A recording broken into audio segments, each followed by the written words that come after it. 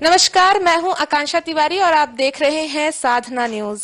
प्रदेश में कोरोना की स्थिति किस प्रकार से है, क्योंकि देखिए चरम पर कोरोना है। चाहे ओमिक्रॉन की बात करें, कोरोना का नया वेरिएंट या फिर कोरोना, लगातार जो केसेस हैं उसमें वृद्धि हो रही है। मौत के आंकड़े भी अभी भी थमे नहीं है। इन तमाम विषय पे आज हम चर्चा करने जा रहे हैं और इस पूरे चर्चा में भाग लेने के लिए हमारे साथ मौजूद है प्रदेश के स्वास्थ्य मंत्री टी.एस. सिंहदेव जी।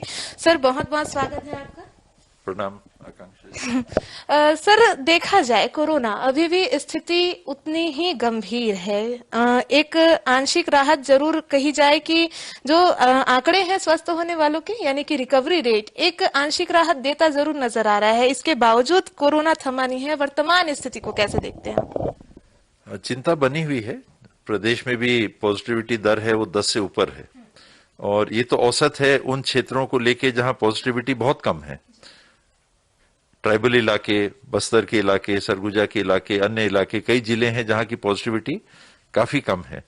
तो चिंता उन जिलों की है जहां पॉजिटिविटी 20 से ऊपर है, 15 से ऊपर है, 25 से ऊपर है। इसमें दुर्ग में लगातार रिपोर्ट आ रही है, रायपुर में भी पॉजिटिविटी कम दिखती है लेकिन संख्या काफी ज्यादा है। रायगढ़ बड़ा चिंता का विषय बना हुआ है, जशपुर बड़े चिंता का विषय बना हुआ है। इसी तरह से ये जो कुछ जिले हैं, कोरबा, इसमें अचानक काफी केसेस में प्रतिशत पॉजिटिविटी में भी वृद्धि आई। तो उसमें लोकेट करके, जैसे प्रदेश की पॉजिटिविटी में कई जिलों में कम है, वैसे जिले में जो पॉजिटिविटी है कई जनपदों में कम है, अर्थात उन शहरों में काफी हाई होगी जहां पर केसेस आ रहे हैं। तो ये एक चिंता का विषय बना हुआ है। इसमें राहत की बात अगर कह सकें तो यही है कि अस्पताल में कम लोग पहुंच रहे हैं। यानी गंभीर संक्रमण की ऐसी स्थिति हो जिसमें इतने संख्या में भी लोग आ रहे हैं, तो अस्पताल में जितने लोगों को दाखिला ले लेना चाहिए, वो स्थिति राहत दिखा रही है कि 20,000 से ज्यादा अगर बिस्तर राज्य सरकार की ओर से तैयार हैं, 21,000 से ज्यादा बिस्तर तैयार हैं, तो 1,001 बिस्तर ही अभी उपयोग में आ रहे हैं। तो यही एक राहत की बात कही जा सकती है, वरना प्रकरण आ रहे हैं। दूसरा जिस बात के लिए चिंता हो रही है, और हम लोगों ने भी बताया, मृत्यु के भी आंकड़े बढ़ रहे हैं। जो पहले सितंबर में पूरे महीने में 11 थे, अक्टूबर में भी पूरे महीने में 11 थे, नवंबर में 16 हुए, दिसंबर में 7 थे, जनवरी में कल ही 15 लोगों की मृत्यु हुई एक ही दिन में। तो ये बड़ा आंकड़ा हो जाता है तुलना अगर करें। हालांकि पहले और बड़ी संख्या में मृत हुए थे लोग पिछले साल अप्रैल मई के महीने में। और इसमें जो चीज देखने को मिल रही है कि आधे लोग, कम से कम आधे से ज्यादा भी मान सकते हैं, ऐसे मरीज आ रहे हैं या जिनकी मृत्यु हो रही है जिन्होंने वैक्सीन का एक भी डोज नहीं लिया या सिंगल डोज लिया, और अन्य बीमारियों के साथ कोरोना से ग्रसित होकर आने की स्थिति में उनका नाम एक तो दर्ज हो जाता है कोरोना की मृत्यु के आंकड़ों में, और दूसरा कॉम्प्लिकेशन भी हो जाता है। तो एक आपकी कोमॉर्बिडिटीज हैं, फिर आपने वैक्सीन किसी कारण से नहीं आपको लग पाई या आपने नहीं लगाया, और फिर से कोरोना का दौर आना। तो ये तीनों की स्थिति में ये चिंता की बात है। तो अभी भी मैं तो यही अपील करूंगा कि जिनने वैक्सीन नहीं ली है, क्योंकि साफ दिखता है कि उसका असर है, सकारात्मक असर है वैक्सीन का। सर, चिंतित जिले हम जिस पे अभी चर्चा कर रहे थे, राजधानी भी उसी में, उन्हीं जिलों में आ जाता है। चाहे हम दुर्ग की बात करें, कोरबा की बात करें, ऐसे अलग अलग क्षेत्र हैं चिंतित जिलों के रूप में। इन जिलों में क्या अन्य व्यवस्थाएं या कुछ ऐसी व्यवस्थाएं की आवश्यकता है ताकि आगामी समय में इसे कंट्रोल किया जा सके? पहल की तो हमेशा जरूरत रहेगी। इसमें सब कर दिया वाली बात तो हो ही नहीं सकती कभी भी। जैसे घर की सफाई रोज होती है, वैसे ही ये प्रबंधन भी रोज का काम है। रोज देखना, रोज लोगों को आगाह करना, उनको जागरूक करने का प्रयास करना, खुले में ना घूमे उसके लिए चेतावनियां देना। बहुत कड़ाई, एक तो बीमारी, महामारी का नाम लेके आई है कोरोना, और नागरिक उससे भी परेशान होंगे, उनके ऊपर और प्रशासनिक कार्रवाई कर दीजिए, तो वो भी अच्छा नहीं है। मैं समझता हूं कि किसी भी हालात में, लेकिन जरूरी बात यह है कि सब अपना ध्यान रखें। हम अगर कह देंगे कि सरकार जाने, तो सरकार नहीं कर सकती। कोई भी सरकार हो, सरकार हर घर में जाके हर व्यक्ति की देखभाल कभी भी नहीं कर सकती। अंततः सरकार आपके साथ खड़ी रह सकती है, व्यवस्थाएं बनाने की कोशिश कर सकती है, लेकिन भीड़ में अगर नहीं जाना तो ये आपको देखना चाहिए। सुदूर अंचल के कुछ ऐसे भी जिले हैं जिसमें अचानक से ही जो संक्रमण है वो फैला है, तो ऐसे में क्या माना जाए, उन क्षेत्रों में क्या व्यवस्थाओं की कमी रही? मुझे लगता है कि जहां आना जाना ज्यादा है, जैसे आपने पूछा सुदूर अंचलों में, कुछ दिन पहले एक दिन सुकमा के आंकड़े आए थे, तो एकदम से बहुत ज्यादा पॉजिटिविटी अगर देखेंगे तो 45 से ऊपर था। हालांकि वो एक कारण होता है कि टेस्टिंग अगर कम हो रही है।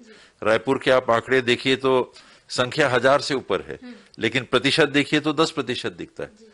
तो ये भी चीज ध्यान में रखनी चाहिए। सुकमा में पता किया तो ये पता चला कि सीआरपी कैंप में अचानक ज्यादा मरीज आ गए, तो वहां टेस्टिंग की होगी और ज्यादा संक्रमित लोग एक ग्रुप में रहने वाले पाए गए थे। तो ये भी स्थितियां हो रही हैं। जशपुर बॉर्डर का एरिया है, दुर्ग बॉर्डर का एरिया है, सुकमा बॉर्डर का एरिया है, रायपुर एक शहर है जहां घनी बस्तियां हैं, बिलासपुर, कोरबा, रायगढ़। इस बार रायगढ़ बहुत आगे रहा, दुर्भाग्य से रायगढ़ में बहुत केसेस आए। वही मौत के आंकड़े जो कि काफी चिंता का विषय भी बना हुआ है, ये आंकड़े लगातार बढ़ रहे हैं। प्रयास में कमी या फिर कुछ अन्य कारण की अचानक मृत्यु बढ़ गई? इसमें दो चीजें हो रही हैं। डॉक्टर्स ये क्लियरली बता रहे हैं कि बहुत सारे पेशेंट जो दूसरी बीमारी के लिए आते हैं, भर्ती के समय अगर उनको टेस्ट किया जाता है तो कोरोना पॉजिटिव पाए जा रहे हैं। अब आपको हार्ट अटैक हुआ, एक संभावना रहती है अगर आपकी स्थिति गंभीर है तो एक संघर्ष जीवन मृत्यु का रहता है। मान लीजिए कोरोना पॉजिटिव नहीं होता तो आपकी मृत्यु उस दरमियान हो सकता है कि हो गई होती, तो वो कोरोना में नहीं जुड़ता। तो कारण एक्सीडेंट हुआ, आपके सिर में चोट आई, बहुत गंभीर हालात है, बचाए जाने की हर संभव कोशिश होती है। कभी कभी मरीज नहीं बच पाते जिनका एक्सीडेंट है, कई कारणों से उनकी मृत्यु हो जाती है। अब वो टेस्ट कराने में अगर कोरोना आ रहा है तो कारण एक्सीडेंट जो होना चाहिए था वो सूची जुड़ जाती है कोरोना के नाम से। तो ये स्थितियां हो रही हैं। 85 साल के लोग हैं, कई कॉम्प्लिकेशन के साथ आ रहे हैं, उनकी मृत्यु हुई, तो ऐसे सामान्य मृत्यु माना जाता है या दूसरी बीमारी से मृत्यु माना जाता। तो आप देखेंगे कि आधे से ज्यादा केस ऐसे ही हैं जिसमें दूसरी बीमारियां हैं, लेकिन कोरोना भी हो गया। एक लेडी का केस आया, उदाहरण के लिए ही मैं बता रहा हूं, यूट्रस उनका बर्स्ट हो गया था और बहुत गंभीर हालत थी। डॉक्टरों ने काफी कोशिश की, 2 घंटे तक संघर्ष किया, बचा नहीं पाए कि टेस्ट में वो कोरोना पॉजिटिव आ गई। तो यूट्रस बर्स्ट होने के कारण मृत्यु, फिर वो बात पीछे चली जाती है, कोरोना की सूची में नाम जुड़ जाता। तो दोनों तीनों चीजें हो रही हैं, वैक्सीन नहीं लगना, दूसरी बीमारियां होना और अस्पतालों में तुलनात्मक कम लोग आना अभी भी। ये सब चीज एक साथ चल रहा है। तो अलग अलग बातें जरूर सामने आ रही है। दूसरी ओर देखा जाए, हमने चर्चा की सर कि किस प्रकार से मरीजों की संख्या बढ़ रही है। पहला और दूसरा दौर भी देखा, उस दौरान अस्पतालों की जरूरत काफी पड़ी, अस्पताल में बिस्तर कम हुए तो कोविड केयर सेंटर्स की भी जरूरत काफी पड़ी। तीसरी लहर चल रही है, बड़ी संख्या में मरीज भी यहाँ पे आ रहे हैं। क्या अभी कोविड केयर सेंटर्स और निर्माण की आवश्यकता है या इस प्रकार की जरूरत संभवतः आगे? जी, मैं वो आंकड़े बता देता हूं, कल के ये आंकड़े हैं। अगर कोविड केयर सेंटर आप माने, जहां सामान्य बिस्तर हैं, जहां ऑक्सीजन नहीं है, ये प्रदेश में 7055 है। अगर वो बिस्तर माने जिसमें ऑक्सीजन उपलब्ध हो गया है, ऐसे बिस्तर 10,324 हो गए हैं अब, पहले बहुत ही कम संख्या थी। एचडीयू के बिस्तर ये हमारे पास 1391 है, आईसीयू के बिस्तर 1654 है, वेंटिलेटर जहां पर है 1169 पृथक से हैं। तो करीब 5000 बिस्तर एचडीयू, आईसीयू और वेंटिलेटर युक्त मानना चाहिए। और 10,324 जिसमें ऑक्सीजन भी बिस्तर के साथ उपलब्ध है, तो इनको हम कोविड केयर सेंटर भी मान सकते हैं। जिनको ऑक्सीजन की भी कमी नहीं है, वो भी 7000 बिस्तर आपके पास हैं, तो वो कोविड केयर सेंटर मान लेना चाहिए कि कोई गंभीर स्थिति नहीं है, एचडीयू, आईसीयू की स्थिति नहीं है। और उस आंकड़े में भी देखें तो अभी 1169 अगर हमारे पास वेंटिलेटर के बिस्तर हैं, तो उपयोग में कितने आ रहे हैं, ये सरकारी मैं आपको आंकड़ा दे रहा हूं, 37। 69 में 37, आईसीयू के कितने आ रहे हैं 1654 में 159, ये करीब 10% मान लीजिए। 37 अगर आप लीजिएगा तो ये परसेंटेज 3% पे आ। क्या वजह मानी जाए लोग कम आ रहे हैं केयर सेंटर्स या अस्पताल में? क्या कोरोना का ये जो वेरिएंट है ये उतना घातक नहीं है कि लोग अस्पताल तक पहुंच सके? क्या कारण सोचते हैं? नए वेरिएंट को घातक नहीं मानना भी गलती होगी, और हर व्यक्ति को नया ही वेरिएंट पकड़ा है ये भी मानना गलत होगा कि अब जितने केस आ रहे हैं सबको ओमिक्रॉन है, ये सोचना गलत होगा। और क्योंकि भुवनेश्वर भी हम सैंपल भेज रहे हैं टेस्ट कराने के, छत्तीसगढ़ में ओमिक्रॉन के ज्यादा केसेस नहीं आ रहे हैं, अन्य वेरिएंट्स जो पहले थे वो भी आ रहे हैं। तो ये हमको गलती नहीं करनी चाहिए कि हम तो ओमिक्रॉन गले के ऊपरी हिस्से में असर कर रहा है, फेफड़ों में उतना असर नहीं कर रहा है, तो हम ये मान लें कि वो तो ओमिक्रॉन नहीं होगा हमको, और पता चला आपको डेल्टा है। डेल्टा के गंभीर परिणाम भी और हो सकते हैं तुलना में ओमिक्रॉन के जो बात आ रही है। तो ये हमको बिल्कुल ये गलती नहीं करनी चाहिए। ये मानना चाहिए कि जो डॉक्टर सलाह दे हमारी स्थिति के अनुसार वैसा हम उपचार करा लें, उसमें देरी ना करें। ये ठीक हो जाएगा, ओमिक्रॉन है तो ज्यादा नहीं है, 1 दिन देख लें, 2 दिन देख लें, 3 दिन बहुत लेट हो जाता है। देरी जरूर हो जाती है। ओमिक्रॉन पे हमने चर्चा की, जान भी लेते हैं। अब तक से 21 केस छत्तीसगढ़ में आ चुके हैं। क्या ओमिक्रॉन अब छत्तीसगढ़ में पनप रहा है, कहा जाए इसे? ओमिक्रॉन पहुंच गया होगा, ये तो इसमें कोई दो बात नहीं है, और फैलता भी बहुत तेजी से है। हम तो टेस्ट ही नहीं करा पाते।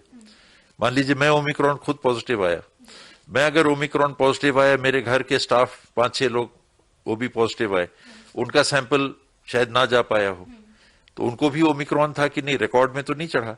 हमने तो 25-29 आपने कुछ आंकड़ा भी बताया कि ओमिक्रॉन के इतने केस जो सैंपल गए थे उसमें से बीते 24 घंटों में 13 केसेस सामने आए हैं।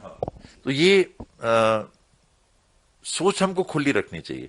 ओमिक्रॉन आ चुका है, और वो जितनी संख्या रिपोर्ट के आधार पे आ रही है उससे कहीं ज्यादा लोगों तक जिनको कोरोना पॉजिटिव हुए उनको ओमिक्रॉन रहा होगा, लेकिन अभी भी दूसरे वेरिएंट ओमिक्रॉन के अतिरिक्त पहले के जो वेरिएंट हैं वो विद्यमान है। सर, ओमिक्रॉन में ये चीज जरूर देखने को मिली है, जो जिनकी ट्रैवल हिस्ट्री है उन्हें ओमिक्रॉन है ये जरूर सामने आया, लेकिन इसके अलावा कुछ ऐसे लोग भी हैं जिनमें ट्रैवल हिस्ट्री नहीं है, इसके बावजूद उनका ओमिक्रॉन पॉजिटिव आना, ये किस ओर संकेत? ये मानना कि अपने आप ओमिक्रॉन हो गया, बदन में आपका अपने आप म्यूटेशन हो गया और वो आपको ओमिक्रॉन पहुंच गया, ये कठिन है। जिस वेरिएंट से आप ग्रसित होते हैं, अनेकों वेरिएंट हैं, कहीं ना कहीं उससे संपर्क में आप आए होंगे, वरना वेरिएशन होता भी रहता है तो कोई नया वेरिएंट भी आपको आके ग्रसित कर सकता है। वो ओमिक्रॉन हो या XYZ, कई नाम अब तो हो गए, हजारों में वेरिएंट्स हैं, हजारों में। तो ये कह पाना कि बिना ट्रैवल हिस्ट्री के या कांटेक्ट के कोई भी वायरस पहुंच सकता है, ये संभव नहीं है। पहला आया मामला दुनिया में तो चाइना से दुनिया में गया, दुनिया के देशों से हमारे देश में आया, हमारे देश से प्रांतों में गया, प्रांतों से शहरों में आया, कस्बों में गया, गांवों में गया, तो रास्ता तो वही है। अगर ओमिक्रॉन आया है तो कोई ना कोई पहला, बिलासपुर में पहला प्रकरण आया, वो UAE से होके आए थे, मैं ओमिक्रॉन से ग्रसित हुआ, मैं दिल्ली से होके आया था उदाहरण के लिए। उसके बाद मैं सरगुजा में भी था, दौरे में भी था, कार्यक्रमों में भी था, लेकिन वहां पर ओमिक्रॉन पहले पहुंच गया हो इसकी संभावना बहुत कम है। ज्यादा चांसेस मेरे प्रकरण में होंगे कि दिल्ली से ट्रैवल में, हवाई जहाज में, एयरपोर्ट में कहीं खाना खाया हो, वहां ग्रसित हो गए हो, उसके चांसेस कहीं। जीनोम सीक्वेंसिंग जिसके लिए सैंपल भेजे जाते हैं, हम भुवनेश्वर पे अभी भी डिपेंडेंट हैं। लगातार ये जरूर कोशिश की जा रही है कि जल्द ही रिपोर्ट आए, लेकिन अक्सर अभी देखा गया है जितने केसेस आए हैं, जिन 21 केसों की हम बात कर रहे हैं, सभी के सैंपल भेज दिए गए, सैंपल की रिपोर्ट आने में देरी हुई, और जब तक रिपोर्ट आता है तब तक मरीज स्वस्थ हो जाता है। इतनी देरी क्यों आती है? ये प्रक्रिया है उसकी, जीनोम टेस्टिंग की, सीक्वेंसिंग की जो प्रक्रिया है, यहाँ से भेजना सैंपल, वहां टेस्ट कराना, और टेस्ट कराने के बाद हमको रिजल्ट मिलना, इसमें इतने दिन, पहले 3 महीने लग रहे थे, अभी 7 से 10 दिन, 5 दिन की उम्मीद थी, लेकिन 7 से 10 दिन लगी जा रहे हैं। डॉक्टर्स इस बात को समझ के और आपके लक्षणों को देख के वो इलाज इस बात को ध्यान में रख के करते हैं कि आपको ओमिक्रॉन भी हो सकता है। अगर हमारी रुचि अभी ओमिक्रॉन की ही है, दूसरे वेरिएंट्स जो हजारों वेरिएंट हैं उसकी तरफ हमारा ध्यान ही नहीं जा रहा। लेकिन जो डॉक्टर हैं वो अब वो भी अनुभवी हो गए। जो पहला केस हमारा जनवरी फरवरी में देश में आया था 2020 में, उससे 2 साल के अंदर अब डॉक्टर्स को भी काफी अनुभव हो गया है इस वेरिएंट का। और आपके लक्षण के अनुसार, जैसे दूसरी बीमारी में डॉक्टर्स देखते हो तो किसी सैंपल आपका टेस्ट करने नहीं भेजते, वो आपके लक्षण देखते हैं क्या है, अच्छा सर्दी बुखार है तो ये ले लो, गला खराब है साथ में तो ये ले लो, कपकपी लग रही है कहीं मलेरिया तो नहीं है, मलेरिया का ले लो। तो सिम्टम्स देख के डॉक्टर जो इलाज कर रहे हैं, अब आत्मविश्वास से डॉक्टर्स कोरोना के संदर्भ में भी इलाज कर ले रहे हैं। तो टेस्ट आपका रिपोर्ट भले बाद में आए, इलाज पहले हो जाता है। एक कोशिश ये की जा रही है स्वास्थ्य विभाग की ओर से कि छत्तीसगढ़ में भी जीनोम सीक्वेंसिंग यानी कि सैंपल लेने की और रिपोर्ट लाने की जो व्यवस्था है वो की जाए। आपने भी चर्चा की? जी, मैं 2-3 पत्र लिखे माननीय केंद्रीय मंत्री जी को भी, क्योंकि मुझे ये बताया गया कि केंद्र से एक सर्कुलर आया था कि अभी नए जेनोम टेस्टिंग लेबोरेटरीज यूनिट्स स्थापित ना किए जाएं। छत्तीसगढ़ में एम्स में ऑलरेडी है, तो छत्तीसगढ़ में जेनोम टेस्टिंग की व्यवस्था नहीं है ऐसा नहीं है। रायपुर में लैब में उनके पास जेनोम सीक्वेंसिंग की मशीन है, पर केंद्र सरकार से उनको, जैसे हमारा आपने बताया भुवनेश्वर सैंपल जा रहा है छत्तीसगढ़ का, वो यहाँ करा सकते थे। तो ये हम लोग उनसे लगातार बात करने की कोशिश कर रहे हैं कि किसी कारण से अगर आप वहां नहीं कर पा रहे हैं या उनके पास वर्कलोड ज्यादा है तो हमको अनुमति दे दीजिए। तो राज्य सरकार से हम जेनोम सीक्वेंसिंग की इकाई, एक यूनिट मेकाहारा में स्थापित कर लेंगे। कोई सार्थक चर्चा हो पाई है क्या कि जल्द ही स्थापित होगा, या कब तक से छत्तीसगढ़ में ये व्यवस्था हो सकती है? मैं रुका हुआ था बैठक के लिए, क्योंकि पिछली बैठक केंद्रीय मंत्री जी से हुई थी। इस बीच में पत्र जरूर मैंने 3-4 लिखे, मैं प्रयास भी कर रहा हूं उनसे बात करने का, अभी बात नहीं हो पा रही है, लेकिन हो जाएगी।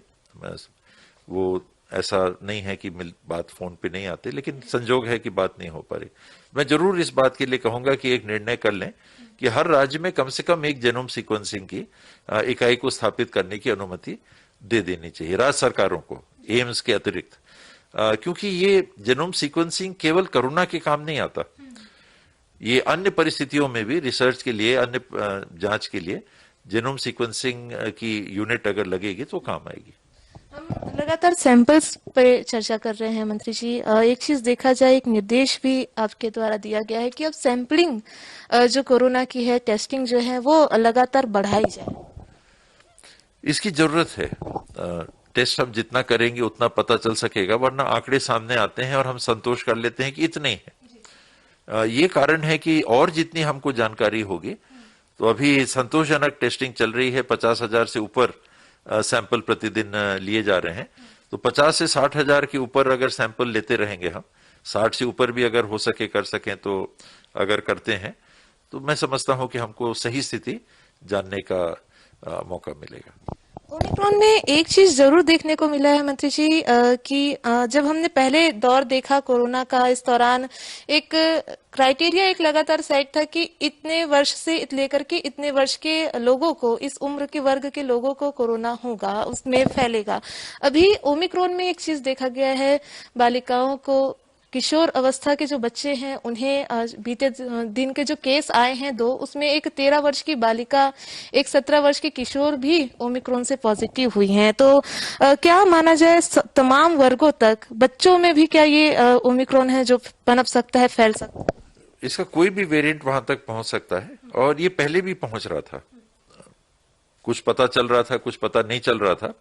और जो आंकड़े सामने आ रहे थे अभी, क्योंकि 18 साल से ऊपर के जो हमारे नागरिक हैं उनको वैक्सीनेशन लग गया, उसमें से अगर वैक्सीनेशन के कारण आंकड़े कम आ रहे हैं, आप वैसा सोचें कि 10,000 एक दिन में पॉजिटिव आए पहले के हिसाब से, 10,000 में आयु वर्ग के हिसाब से कम उम्र के बच्चे हैं, उन लोगों में इम्यूनिटी ज्यादा स्ट्रांग रहती है, ये माना जाता है और आज भी माना जाता है कि उनकी इम्यूनिटी स्ट्रांग है।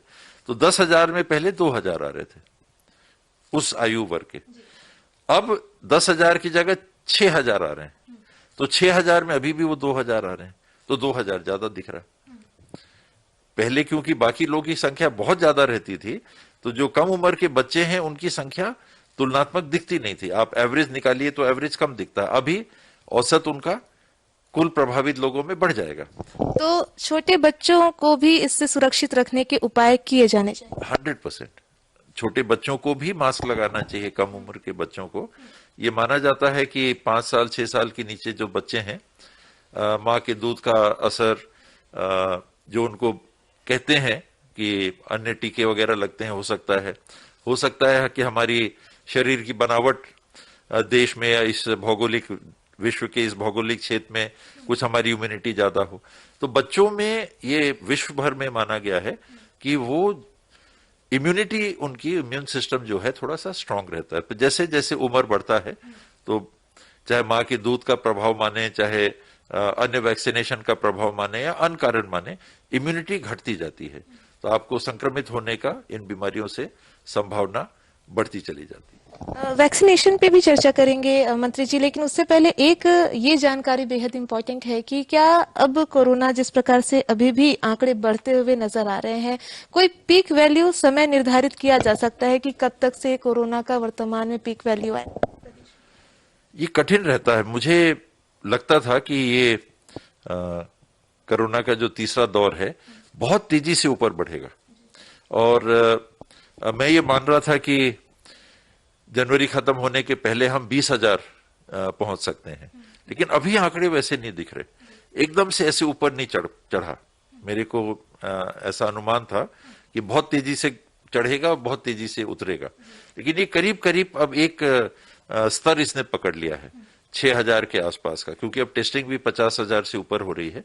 तो 6,000 के आसपास केस आ रहे हैं। वो तेजी से उठना और गिरना, शायद अगर हम लोग की किस्मत अच्छी हो, ये मान लें संजोग अच्छा हो हमारे लिए, तो ये आंकड़ा बहुत तेजी से ना बढ़े। तो एक रह के कुछ दिन, जैसे इंग्लैंड में आप देख रहे हैं, अब वो मास्क के लिए भी पाबंदियां हटा रहे हैं। उनके जो आंकड़े 2 लाख 3 लाख पार कर गए थे, वो 1 लाख के नीचे आ रहे हैं।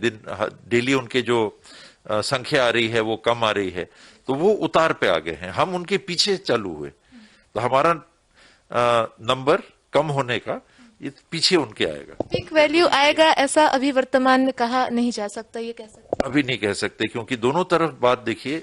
देश में अगर देखिएगा तो महाराष्ट्र में कम हो रहा है, असम में एकदम से बढ़ गया, कर्नाटक में कम हो रहा है, छत्तीसगढ़ में हम एक स्तर पे चल रहे हैं, 6,000 के आसपास के लेवल पे चल रहे हैं। तो कम ज्यादा ये कम तो होगा ही, इसमें कोई दो बात नहीं है। ये संक्रमण का स्वरूप ही ऐसा है कि आता है एकदम से, प्रभावित फैलता है, प्रभावित करता है, दवाई इत्यादि लेके या स्थिति सामान्य हो जाती है, फिर वो गिर जाता है। तो मैं नहीं समझता कि फरवरी के आगे इसका प्रभाव तीसरे लहर का हमको दिखेगा, और जनवरी के आखिरी तक में उम्मीद रखनी चाहिए कि खराब समय निकल जाए। टीकाकरण की अगर बात करें, वर्तमान स्थिति क्या कहती है पूरे प्रदेश भर में टीकाकरण को लेकर? टीकाकरण का पहला डोज 99% लोगों को लग गया है। एक तरफ मैं 99% कह रहा हूं, और उसी के साथ मैंने कुछ समय पहले आपको बताया कि कई लोग जिनकी मृत्यु हो रही है, आधे से ज्यादा लोग हैं जिनको पहला डोज नहीं लगा। तो भले ये संख्या 100 भी नहीं है जिनकी मृत्यु बिना टीके के हुई है, पर 1% भी अगर छत्तीसगढ़ के 2 लाख लोगों का हम पकड़ते हैं, तो ये बड़ी संख्या हो जाती है। बड़ी संख्या हो जाती है जिनको टीका नहीं लगा, तो लगा लेना चाहिए। दूसरा टीका करीब 68-69% लोगों को दूसरा डोज लग चुका है। पहला डोज और दूसरा डोज में क्योंकि 12 से 16 हफ्ते का गैप रहता है, तो वो स्वाभाविक है कि आपको दूसरा डोज कम दिखेगा। जो 15 से 18 साल के बच्चे हैं, उनको जो टीका लगना था, उनमें भी 54% लोगों को करीब टीका लग चुका है। और सपोर्ट वाला जो प्रोटेक्टिव डोज के नाम पे, बूस्टर डोज के नाम पे जो तीसरा डोज लग रहा है, इसकी संख्या अभी कम है। कम लोगों ने ये लगाया है, कि वो कुछ लोगों ने बूस्टर डोज भी लगा लिया। तमाम जो लोग हैं, ऐसे कुछ लोग हैं, आपने भी बताया कि जिन्होंने डोज नहीं लिया है, एक अंतिम सवाल के रूप में पूरे जनता को कोरोना संबंधी, ओमिक्रॉन संबंधी और टीका संबंधी क्या संदेश देना चाहिए? कोरोना के साथ जीना ये एक वास्तविकता हो गई है। इससे अपने को बचाने के लिए अभी भी कोविड अप्रोप्रिएट बिहेवियर, हाथ अच्छे से धोना, पहले 20 सेकेंड की बात आती थी, अभी 40 सेकेंड का सर्कुलर आया कि साबुन से 40 सेकेंड तक 1 मिनट पकड़ लीजिए, मोटा मोटी 5-6 बार दिन में अगर हाथ धोते हैं हमको सुरक्षा मिलती है। भीड़ भाड़ की जगहों से बचिए, अगर जाते भी हैं तो डबल मास्क पहन के जाइए। कपड़े का मास्क अगर आपके पास है तो अनिवार्य रूप से डबल मास्क लगा लीजिए। कपड़े के मास्क का कहते हैं कि ओमिक्रॉन में बचाव थोड़ा सा कम दिख रहा है, तो सिंगल मास्क कपड़े का मत पहने, बाहर जाएंगे तो जरूर डबल मास्क लगाइए। शादी ब्याह, जीने मरने, ये जो भीड़ के स्थान हो जाते हैं, सामाजिक आयोजन, धार्मिक आयोजन, ये सब में अभी उससे बचने का है। वैक्सीनेशन लगा लीजिए, जल्दी से जल्दी, अगर नहीं लगाया है तो वैक्सीनेशन लगा लीजिए। और कोई लक्षण आपको दिखे तो अपने से इलाज मत करिए, डॉक्टर से जरूर संपर्क कर लीजिए। खास करके अगर आपका SpO2 लेवल 94 या उससे नीचे पहुंच जा रहा है तो डॉक्टर से जरूर सलाह कर लीजिए। बुखार अगर आपको है, खांसी है, बुखार नहीं है तो चिंता थोड़ी कम है। खांसी है और आपका SpO2 लेवल भी ठीक है, आपका बुखार नहीं है तो चिंता की बात नहीं है, आप कोरोना से ग्रसित हो सकते हैं। डॉक्टर से बात करके अगर उस स्थिति के लिए भी दवाई समय में ले लीजिएगा तो एंटीबायोटिक्स और कुछ विटामिन इत्यादि इसके साथ में आप की स्थिति है वो जल्दी नियंत्रण में आ जाएगी। तो डॉक्टर से जरूर समय पे सलाह ले लीजिए। बिल्कुल, तो डॉक्टर से सलाह लीजिए। ये थे स्वास्थ्य मंत्री टी.एस. सिंहदेव जी, जिन्होंने हमसे तमाम विषयों पे चर्चा की, चाहे कोरोना के वेरिएंट को लेकर के हो, ओमिक्रॉन की समस्या हो या टीकाकरण के प्रबंध हो, तमाम सेक्टर्स में मंत्री जी ने हमसे बात की। बहुत बहुत धन्यवाद सर। धन्यवाद आकांक्षा। तो अन्य खबरों के लिए बने रहिए साधना न्यूज के साथ। नमस्कार।